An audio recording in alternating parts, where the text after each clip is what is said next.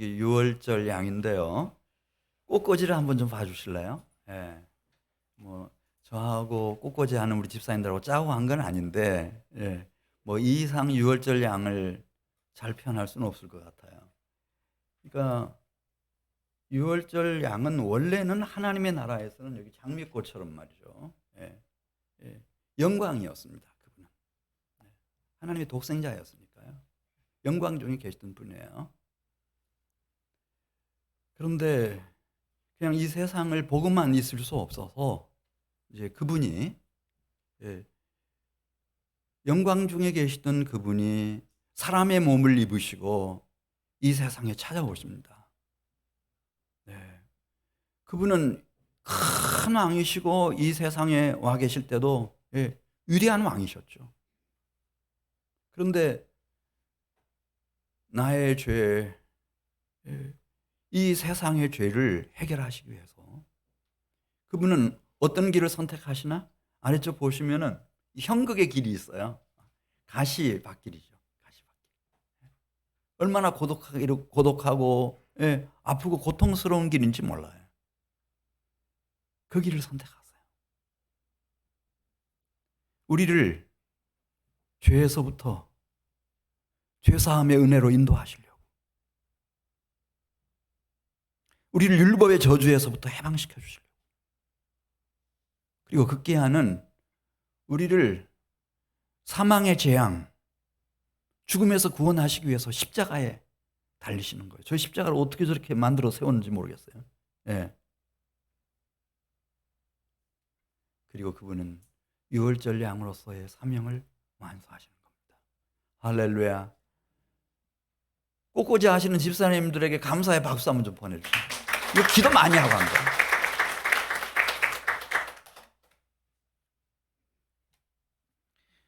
자, 오늘 본문 말씀 누가복음 22장 7절 가서 보면은 유월절 양, 근데 이 양이 우리 성경에는 그냥 양인가 보다 이렇게 읽고 지나가겠는데, 원문에 보면 양이 다 자란 양이 있고 새끼 양이 있는데, 예, 다 자란 쉽이라고 하는 그 양 아니고, 여기 유월절 양은 램입니다. 램, 새끼 양, 어린 양.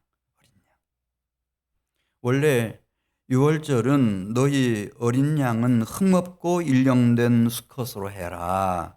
출애굽기 12장 5절에 보면은 어린 양입니다.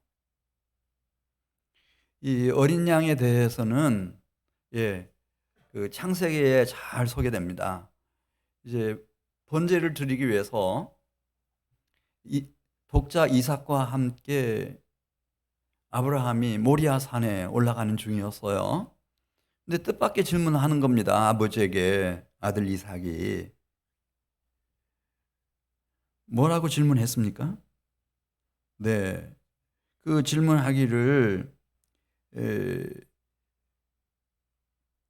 이 칼과 번제로 쓸 나무 여기 있는데, 예, 번제로 드릴 어린 양은 어디에 있습니까?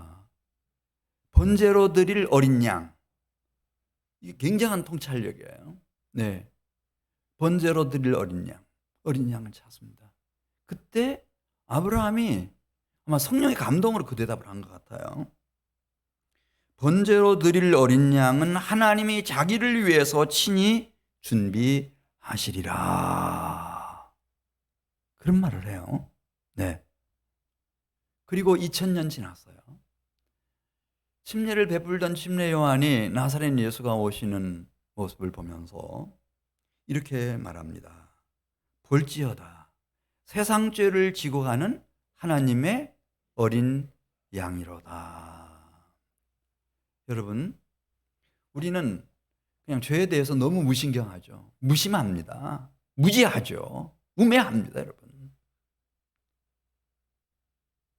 내가 죄인인 것을 잘 몰라요. 무슨 잘못을 저질렀는지도 모르죠. 예, 그렇게 살아가는 거예요. 그러나 하나님은 거룩하신 하나님이시거든요. 그러니까 죄는 그냥 넘어가는 법이 전혀 없어요. 그게 아브라함의 죄든 아담의 죄든 하와의 죄든 가인의 죄든 그냥 넘어가는 법이 없어요. 예를 들어서 심지어 이제 여호수아 갈렙과 함께 약속의 땅에 들어가고 난 이후에도 야, 우리가 이제 안전지대에 와 있구나.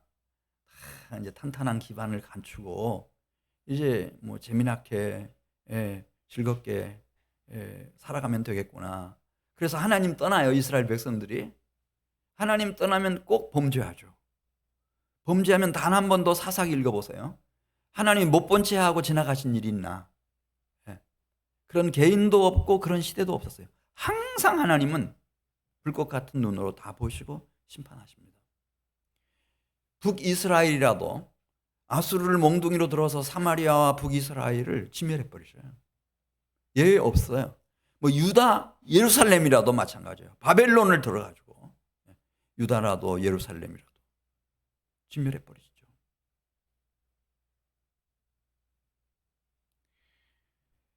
구약의 선지서들을 읽어보면요, 그럼 하나님은 이스라엘에서만 막 그렇게 큰 소리 치시나? 그게 아니고요. 그분은 우주 끝까지 창조하신 분이기 때문에 이 세상 나라 전체를 그분이 감찰하세요. 다 심판하시는 거예요. 여호와의 날이 다 있어요. 여호와의 심판의 날이 범죄한 것에 대해서 누구든지 어떤 시대든지 어느 가정이든지 민족이든지 국가든지 다 있어요. 근데 그 죄를 우리가 아무리 지식 정보가 넘쳐나고 과학 기술이 고도화되고 경제 수준이 높아져도 이 죄 문제를 우리끼리 해결할 수가 있나? 아까도 우리 안수 집사님 기도해 주셨지만 해결할 수 있는 방법이 없어요. 그래서 하나님이 누구를 보내셨나? 보라, 세상 죄를 지고 가는 하나님의 어린 양이로다. 당신의 독생자 그리스도 예수를 나의 죄, 우리 공동체의 죄, 이 시대의 죄, 이 세상의 죄를 해결해 주실 수 있는 분으로 보내셔야 됐습니다. 어린 양입니다. 어린 양. 대속죄물이 되고 속죄의 제물이 되신 세상 죄를 지고 하시는 하나님의 어린 양. 그래 이사야 선지자는 이사야 53장 5절에 있는 말씀을 보면은 그 어린 양이신 예수님이 왜 그 모진 고난, 그래서 형극의 길을 가시고 십자가에 달리시고 참혹한 죽음을 당하시고 무덤에 그렇게 묻히셔야만 되는지 썼습니다. 한번 제가 낭독해 드리겠습니다. 이사야 53장 5절 이하에 있는 말씀입니다. 그가 찔림은 우리의 허물 때문이요 그가 상함은 우리의 죄악 때문이라. 그가 징계를 받음으로 우리는 평화를 누리고 그가 채찍에 맞음으로 우리는 나음을 받았도다. 우리는 다 양 같아서 그릇 행하여 각기 제 길로 갔거늘 여호와께서는 우리 모두의 죄악을 그에게 담당시키셨도다.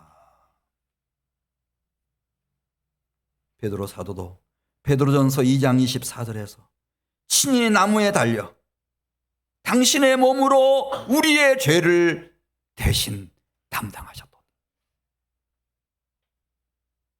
나의 죄, 우리의 죄를 대신 지고 가신 어린 양 예수.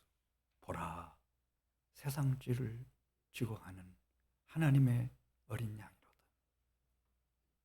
이 죄사함의 은혜가 아니었다면 우리의 미래는 없습니다. 하나님이 우리에게 이 죄사함의 은혜의 길을 열어주셨습니다. 세상 죄를 지고 가시는 하나님의 어린 양이 희생되신 겁니다.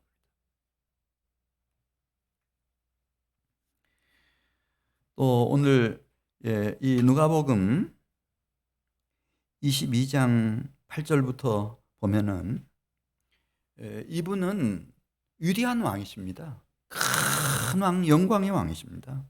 네. 베드로와 요한을 성전 안으로, 성 안으로, 예루살렘 성 안으로 들여보내면서 지금 가면은 그곳에서 그대들이 물동이를 가지고 가는 여인을 만날 거다. 그걸 아시는 거예요, 예수님이. 여기 있지만은 성 안에서 그때 이들이 도착했을 때 일어날 그걸 아세요. 그 여인을 따라 들어가서 주인을 만나가지고 우리 유월절 식사할 것에 대해서 얘기를 해라. 그러면 그 주인이 이렇게 말할 거다. 다 아세요. 다 아죠. 그래서 우리 유월절 만찬을 준비해라. 그 집에서. 나귀를 타고 예루살렘 성에 입성하실 때도 제자 둘을 보내시면서 주님 말씀하셔요. 건너편 마을로 가라. 동네 입구에 나귀가 메어져 있을 거다. 거기 새끼 나귀가 있을 거다. 나귀를 풀 때 주인이 이런 말을 할 거다. 그러면은 주께서 쓰시겠다고 해라. 이렇게 답을 하거라. 그러면은 그 나귀 새끼를 보내줄 거다. 위대한 왕이세요. 위대한 왕이죠. 그 빌립이라고 하는 제자가 전도를 한 명 했잖아요. 나다나엘이라고 하는 사람을 전도했어요. 근데 보자마자 말씀하시는 거예요. 너 속에는 간사한 것이 없구나. 그러니까 막 나다나엘이 소스라치게 놀라요. 부모도 자기를 몰라요. 자기가 누군지 몰라요. 자기는 자기를 알죠. 네. 다른 건 모르지만 정직하게 살기 위해서 부단히 애쓰고 힘썼는데 그걸 주님이 탁 찍어내시는 거예요. 그 놀라는 모습을 보면서 주님이 말씀하십니다. 빌립이 너를 부르기 전 내가 무화과 나무 아래에 있을 때 내가 너를 보았다. 그렇게 말씀하셨어요. 나다나엘이 놀라서 뭐라고 말합니까? 랍비여 당신은 하나님의 아들이시오. 당신은 이스라엘의 임금이로소이다. 그렇게 말하잖아요.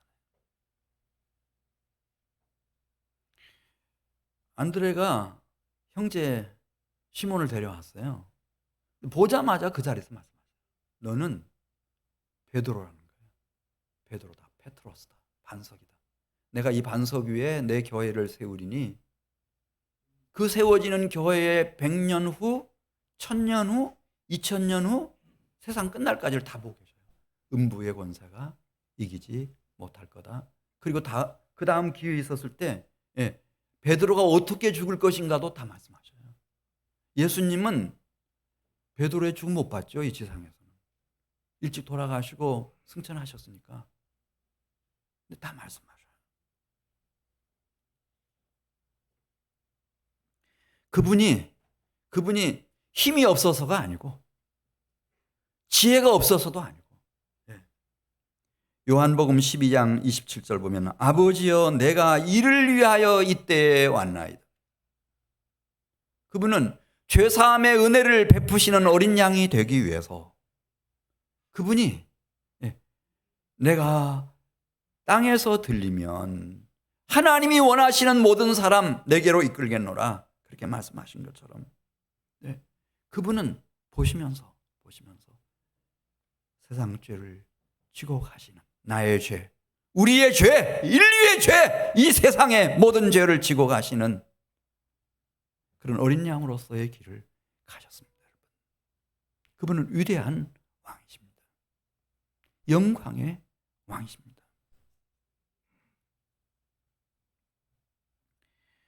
오늘 설교 제목이 유월절 양인데요. 이 유월절 양은 출애굽기 12장에 나옵니다. 그 당시에는 이제 뭐 이 지구상에서 여러분 이집트 문명 이런 거 들어보셨잖아요. 피라미드를 만들고 스핑크스를 만들고 대단했습니다. 그 기하학이라든지 그 힘이 군사력이 정말 막강했습니다. 역사도 그렇고요. 그런데 이들이 얼마나 막 온갖 잡신과 우상들을 그렇게 광적으로 섬기는지 그리고 하나님 모세를 통해서 하나님의 말씀을 전하고 전했는데 그걸 듣지 않습니다. 계속 파라오라고 하는 이집트의 왕이 계속 거역하고 위협하고 협박하고 막 이렇게 합니다. 이 죄에 대해서 하나님이 그냥 넘어갑니까 여러분? 제가 말씀드렸잖아요. 하나님은 거룩하신 하나님이십니다. 이분이 죄를 덮어두고 가는 법은 없습니다. 그래서 모세에게 말씀하십니다. 내가 오는 14일 이 애굽 땅을 심판하겠다. 애굽의 신들을 심판할 것이며 애굽의 최고 권력자인 파라오의 집 그 왕자를 내가 심판할 거다. 그리고 신하들의 모든 장자와 애굽 땅에 살고 있는 애굽 사람들의 모든 장자와 우양 가축들의 첫 새끼를 다 쳐 죽일 거다. 하나님의 심판은 장난 아니거든요, 여러분. 그런데 너희는 유월절 양을 준비해라.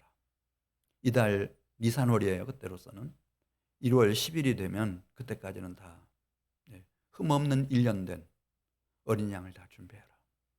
그리고 14일 이 사람들이 이제 하루 시작이 해가 떨어질 때부터 질 때부터니까 저녁 때가 되면은 그 어린 양을 잡으라 그랬어요. 잡아서 그 어린 양의 피를 대하에 받아가지고 우슬초로 이스라엘 백성들이 살고 있는 집 설주와 임방에다 바르라. 그래서 이스라엘 백성들의 집문 설주와 임방에는 어린 양의 피가 흐르게 하라는 거예요. 그리고 그 어린 양을 구워가지고 먹는데 이 허리띠 띠고 신발 신고 지팡이 짚고 장망성인 이 애굽에서 떠날 완전한 준비 딱 갖추고 유월절 양의 고기를 구워가지고 다 먹으라. 뭐 양의 머리든 발굽이든 내장이든 다 구워서 먹으라. 그리고 남는 게 있다면 그냥 불살라서 없애버려라. 그날 밤이 왔습니다. 여기저기서 통곡 소리가 들려오기 시작하는 거예요. 죽음의 사자가 애굽 전역을 파라오의 왕궁에서부터 저 노비들의 집까지 이 가축들이 살고 있는 외양간까지 다 휩습니다. 죽은 사람이 없는 집이 없었다 그랬어요. 그런데 그때 유월절 양의 피가 흐르고 있는 이스라엘 백성들의 집은 죽음의 사자가 다 유월했습니다. 패소 그냥 지나간 거예요. 아무리 가난하고 아무리 병하고 아무리 비천한 집의 가정이라도 다 보호받습니다. 심지어 이스라엘 백성들이 기르는 우양의 새끼 하나까지 다 보호를 받습니다. 이게 유월절 양입니다. 그리고 모세를 따라서 그들은 대담하게 출애굽을 단행합니다. 그리고 어디까지 행군에 갔을 때 그때서 정신이 난 왕자의 죽음 앞에서 슬퍼하다가 정신이 난 바로가 지휘관들 다 부르고 그 마병들 또 병거들 다 동원하고 최정예 부대들 총동원해가지고 추격 작전에 돌입합니다. 홍해바다까지 홍해바다를 통과해서.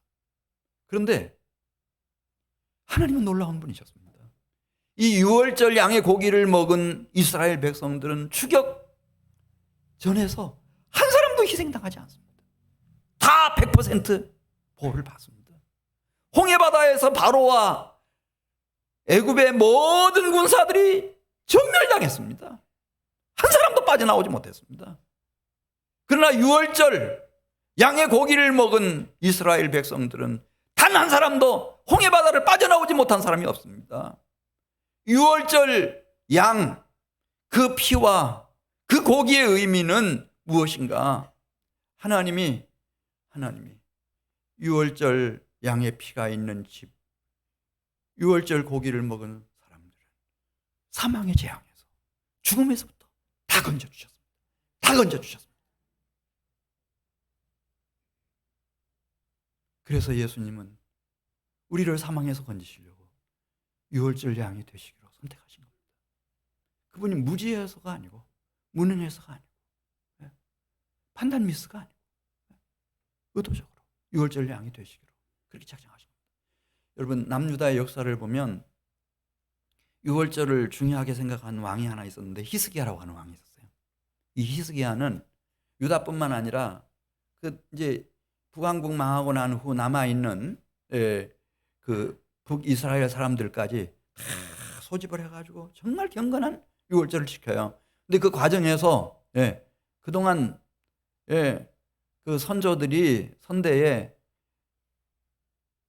성전문을 다 그냥 폐쇄를 시키고 거기 이방 신상들을 세우고 그걸 다 쓸어내고 이방의 제단들을 다 깨끗하게 정리하고 그렇게 제대로 된 유월절을 지키기까지 너무나 분주했던 것 같고 스트레스 너무 많이 받은 것 같아요. 히스기야가 중병이 걸렸네요. 근데 누가 봐도 어떤 의사가 봐도 살아날 수가 없어요. 너무 병이 깊은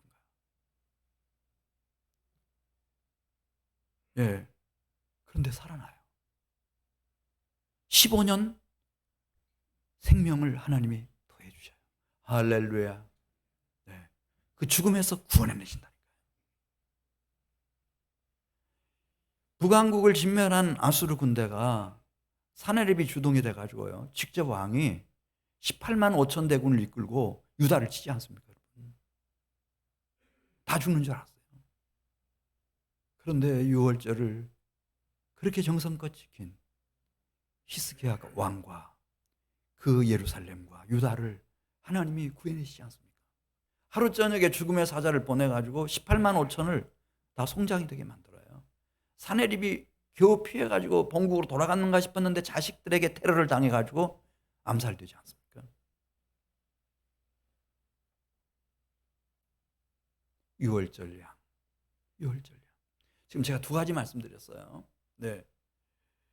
유월절 양은 첫 번째 어린 양인데 이 어린 양은 세상 죄를 지고 가는 어린 양이시다. 할렐루야. 그러니까 너무 이 세상을 비관적으로 바라보지는 마세요. 하나님이 세상 죄를 지고 가는 어린 양을 나를 위해서, 우리 가족과 자손들을 위해서, 이 세대를 위해서, 이 세상을 위해서 보내주셨으니까요. 또 한 가지 말씀드렸습니다.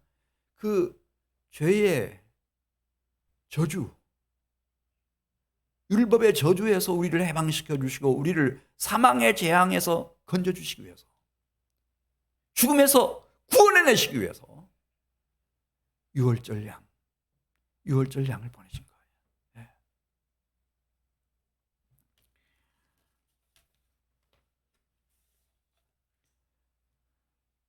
자, 요한계시록 7장 14절 말씀 보면은 이 죄사함의 은혜 그리고 사망의 재앙에서 유월절 양을 통해서 건져주시는 그 은혜의 역사, 구원의 역사는 언제까지 계속될까? 세상 끝날까지 계속됩니다.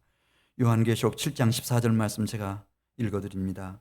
그가 나에게 이르되 이는 큰 환난에서 나오는 자들인데 어린 양의 피에 그 옷을 씻어 희게 하였더라. 유월절 양이신 그리스도의 은혜로 죄사함을 받고 유월절 양이신 그리스도께서 사망의 재앙에서부터 죽음에서부터 건져주시는 그 놀라운 역사를 체험한 사람들이 빛나는 깨끗한 세마포 예복을 입고 환난에서 다 나와서 마침내 이긴 자가 되고 주님의 나라로 들어가는 모습 우리에게 말씀해 주고 있습니다. 그 마태복음 26장 26절 이하에 있는 말씀 보면 이제 1세기 유월절 예수님이 이 땅에서 이제 가지시는 마지막 식사 최후의 만찬이죠. 그 유월절에 대해서 마태는 이렇게 썼습니다. 한번 들어보십시오. 마태복음 26장 26절 말씀. 그들이 먹을 때에 예수께서 떡을 가지사 축복하시고 떼어 제자들에게 주시며 이르시되 받아서 먹으라 이것은 내 몸이니라 하시고 또 잔을 가지사 감사기도 하시고 그들에게 주시며 이르시되 너희가 다 이것을 마시라 이것은 죄사함을 얻게 하려고 많은 사람을 위하여 흘리는 바 나의 피 곧 언약의 피니라. 예수님의 유월절 마지막 유월절 마지막 만찬에는 양이 없어요. 떡을 가지시고 축사하시고 제자들에게 떼어주시면서 이 떡이 너희를 위하는 나의 몸이다 말씀하시고, 또 잔을 드시고 축사하시고 잔을 나눠주시면서 이 잔은 내가 너희를 위해서 흘리는 바 나의 피, 언약의 피다 그러면서 유월절 양이 예수 그리스도이신 것을 지금 말씀하고 있는 거예요. 그러니까 그 이전에도 어린 양이 속죄 제물로 하나님 앞에 속건 제물로 드려졌죠. 번제물로도 드려주고, 그리고 유월절 양들이 하나님 앞에 올려졌어요. 이게 모형론이에요. 그건 예표고 그냥 모형일 뿐이에요. 무엇을 위한? 진정한 유월절 양이신 예수 그리스도를 위한 모형이고 그림자인 거예요. 그래서 바울은 고린도전서 11장 26절에서 유월절의 의미를 새롭게 해석을 해요. 그리고 당부를 드리고 이렇게 권합니다. 우리 고린도전서 11장 26절 말씀입니다. 너희가 이 떡을 먹으며 이 잔을 마실 때마다 주의 죽으심을 그가 오실 때까지 전하는 것이니라. 세 번역으로 번역하면 주의 죽으심을 그가 오실 때까지 선포하는 것이니라. 유월절의 의미가 이제 완전히 바뀐 거예요. 어린 양이 죽고 뭐 유월절 양이 희생되고 그게 아니고 하나님의 어린 양, 우리의 유월절 양이신 그리스도 예수를 의미하게 된 거예요. 고린도전서 5장 7절 우리의 유월절 양 곧 그리스도께서 희생되셨느니라.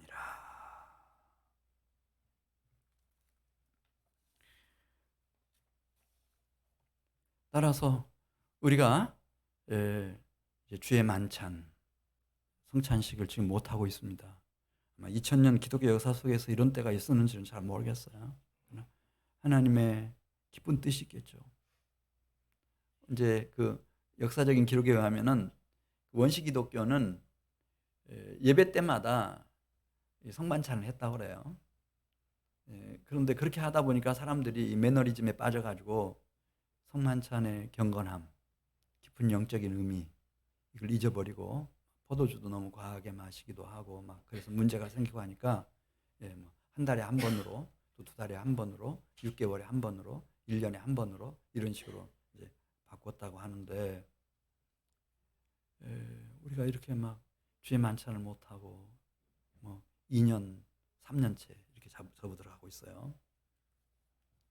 근데 고린도전서 12장 27절에서 이제 우리가 유월절 주의 만찬을 지킬 때는 이 마음 준비가 필요하는 거예요. 그래서 아마 그 준비 기간을 주님께서 원하시는 것 같아요. 너무나 기독교 이거 의식이다, 하나의 행사로 그렇게 하지 않기를 바라서 그렇게 하시는 것 같은데요. 고린도전서 12장 27절 한번 띄워주실래요? 고린도전서 12장 27절 말씀. 그러므로 누구든지 주의 떡이나 잔을 합당하지 않게 먹고 마시는 자는 주의 몸과 피에 대하여 죄를 짓는 것이니라.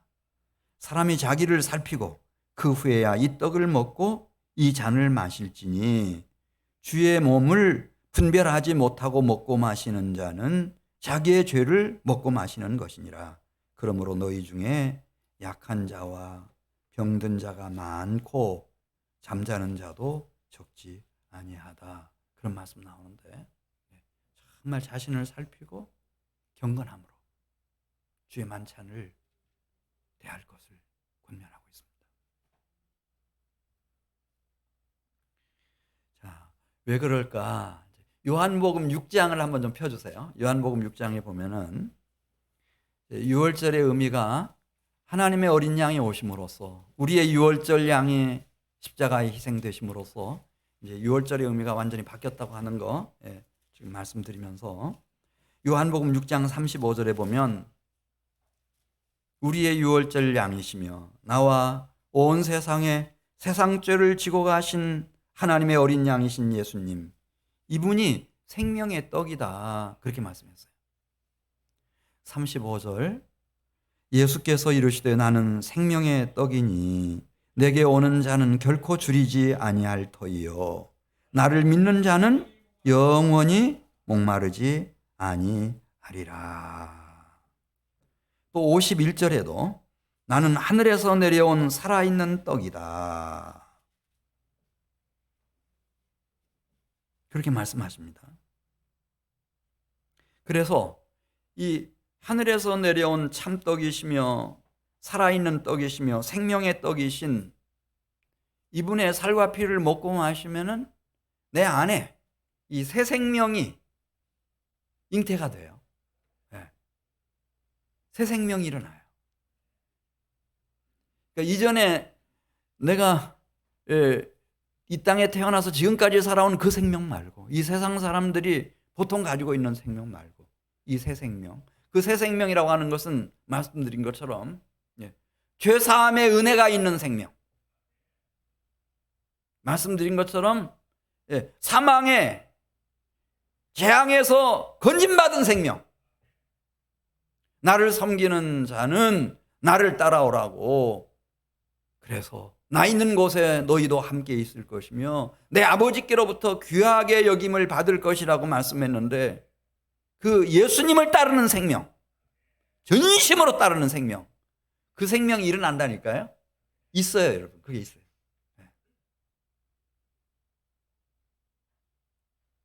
아마 그래서 여기 계시겠죠, 지금.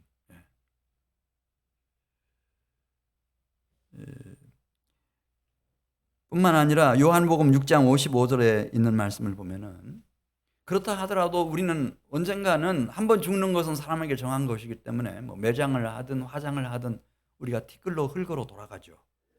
그렇지만 요한복음 6장 55절에 마지막 날에 우리 주님 재림하시는 그 마지막 날에 이 새 생명을 가진 사람들은 부활 생명으로 다 일으키신다고 그랬어요. 우리 55절 말씀 같이 읽습니다. 내 살을 먹고 내 피를 마시는 자는 영생을 가졌고 마지막 날에 내가 그를 다시 살리리니 내 살은 참된 양식이요 내 피는 참된 음료로다. 할렐루야. 우리 주님 재림하시는 그날, 주께서 새 생명을 가지고 잠든 모든 성도들은 부활 생명으로 다 일으키신다.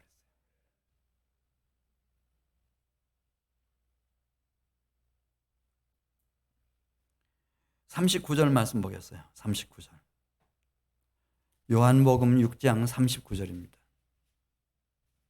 나를 보내신 이의 뜻은 내게 주신 자 중에 내가 하나도 잃어버리지 아니하고 마지막 날에 다시 살리는 이것이니라. 내 아버지의 뜻은 아들을 보고 믿는 자마다 영생을 얻는 이것이니 마지막 날에 내가 이를 다시 살리리라 하시니라. 마지막 날에 첫 번째 부활로 다 일으키셔가지고 새 하늘 새 땅 거룩한 성 새 예루살렘 성 하늘 아버지의 집에서 영생 복락을 누리도록 하나님이 그리스도 안에서 역사하신다.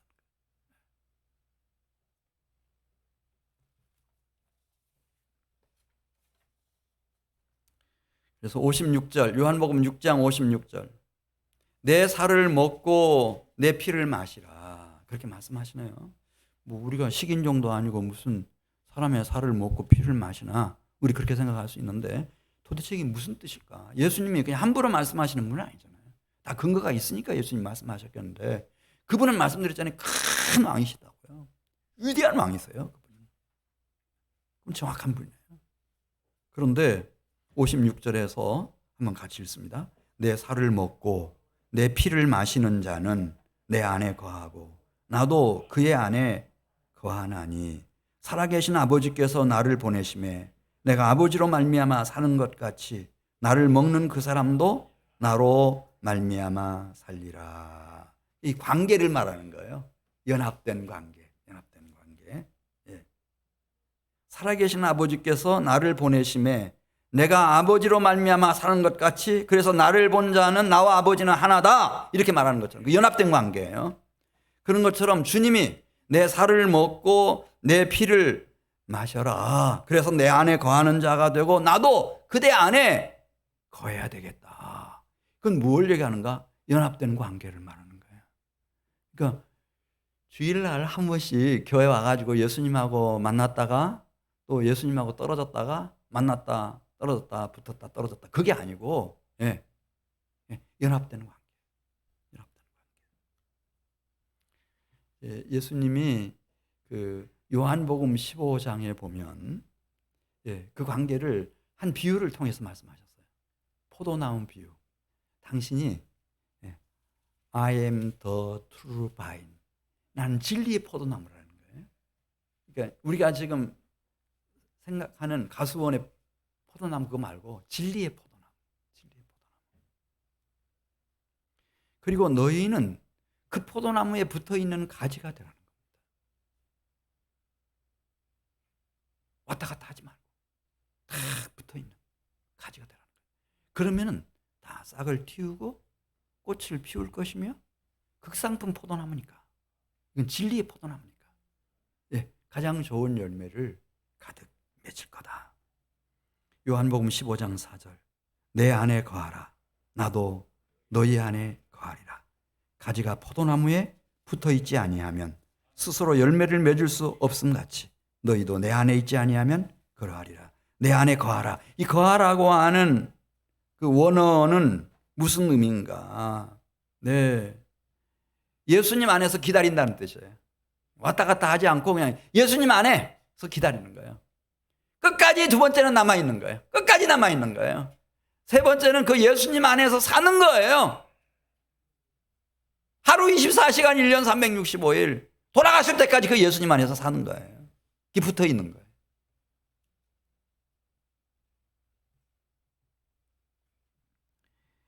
아버지께서 나를 사랑하신 것 같이 9절이죠. 나도 너희를 사랑하였으니 나의 사랑 안에 거하라. 그래서 그게 와야 돼요. 참 포도나무이신 그리스도의 사랑이 내 이 작은 가슴에 부어지는 거죠. 폭포수처럼 실제로 부어지고요. 나도 내 안에서 일어난 사랑을 참 포도나무이신 주님께 다 전해드리고 그래서 내가 주님 안에 있고 주님이 내 안에 있는 포도나무에 참 포도나무에 붙어있는 가지. 이걸 위해서 내 살을 먹고 내 피를 마시라고 그렇게 말씀하시는 거예요. 자, 이해를 돕기 위해서 로마서 11장 17절을 가서 보면은 더 적극적으로 말씀하셨어요. 사실은 우리 이방인 그리스도인들은 돌감람나무라는 거예요. 돌감람나무는 효용 가치가 없어요. 목에 꽃을 봅니까? 열매를 제대로 맺힙니까? 그 돌감람나무 나무를 활용을 할 수가 있습니까? 땅만 버리는 거죠. 그런데 참감람나무가 있어요. 여기서 막 감람류가 쏟아져 나오는 거예요. 너무 귀한 나무죠. 참감람나무. 돌감람나무 가지를 잘라다가 참감람나무에다가 접을 붙였다는 거예요. 그리고 뿌리로부터 계속해서 양분이 가득한 수액, 진액을 막 뽑아 올린다는 거예요. 그래가지고 우리가 이 생물학에서는 이해가 안 되는 대목이에요. 이 돌감람나무 가지가요, 참감람나무 가지로 혁명적인 변화를 한다는 거예요. 그래서 거기서 참감람나무 열매를 가득 맺히는 역사. 이게 그리스도 안에서의 우리 그리스도인들의 위대한 축복인데, 그러니까 내 살을 먹고 내 피를 마시라. 돌감람나무 가지가 참감람나무 뿌리로부터 그 양분이 많고 정말 꼭 필요한 수액, 진액을 계속 공급받듯이 우리가 이제부터는 왔다 갔다 해서는 안 되고 참감람나무이신 그리스도 예수께로부터 이 수액, 진액을 계속 우리가 공급받아야 되는데, 그래서 내 살을 먹고 내 피를 마시라, 그렇게 말씀했다는 거예요. 골로새서 1장 18절 가서 보면은 그것만 가지고도 미흡하다고 생각이 됐는지 이 사도 바울은 이렇게 설명했어요. 한 몸을 이루라. 머리이신 그리스도 예수와 몸인 교회. 좀 생각하면서 그리스도 예수, 그는 몸인 교회의 머리시다. 몸뚱이가 머리를 내팽개치고 막 돌아다니면 안 되죠. 내팽개치는 순간에 그건 사망이에요. 끝나버린 거예요.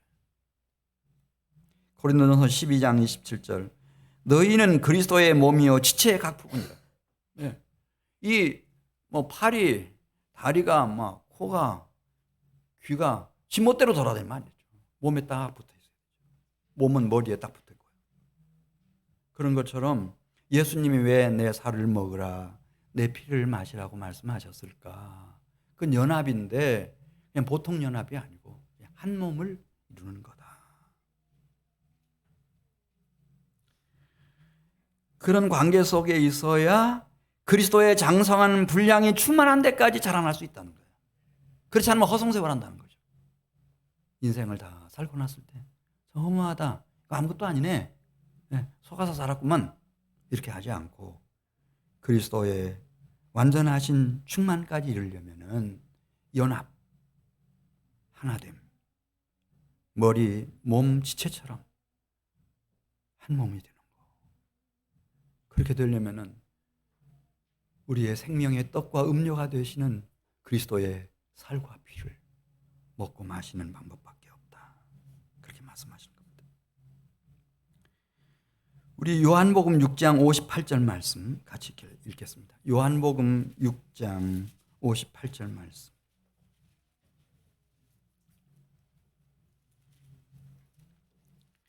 우리 58절 같이 읽습니다. 시작. 이것은 하늘에서 내려온 떡이니 조상들이 먹고도 죽은 그것과 같지 아니하여 이 떡을 먹는 자는 영원히 살리라.